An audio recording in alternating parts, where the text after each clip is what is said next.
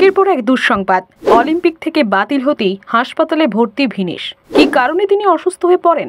Olympic থেকে সামনে আসা একটি খবরেই স্বপ্নভঙ্গ হলো 140 কোটি ভারতবাসীর।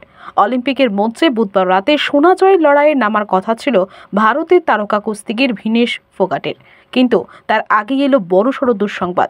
মূলত চূড়ান্ত ম্যাচের আগে ওজন করার সময় দেখা যায় ভিনেশের ওজন বেড়ে গিয়েছে।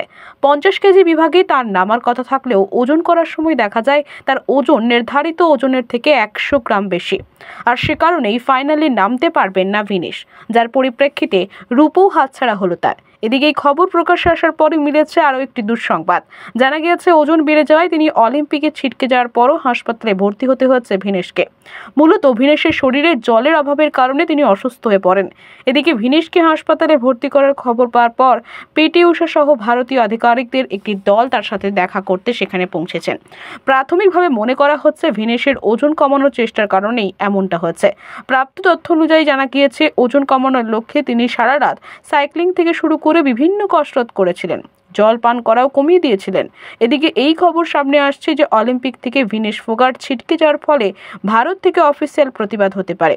প্যারিস অলিম্পিকে ভিনেশ ফোগাট দৃঢ়ভাবে সফর শুরু করেছিলেন। তিনি তার প্রথম ম্যাচে বিশ্ব চ্যাম্পিয়ন জাপানের সুসাকিকে পরাজিত করেন। এরপর কোয়ার্টার ফাইনালে, সেমিফাইনালে অসাধারণ জয় হাসিল করে তিনি পৌঁছে যান ফাইনালে।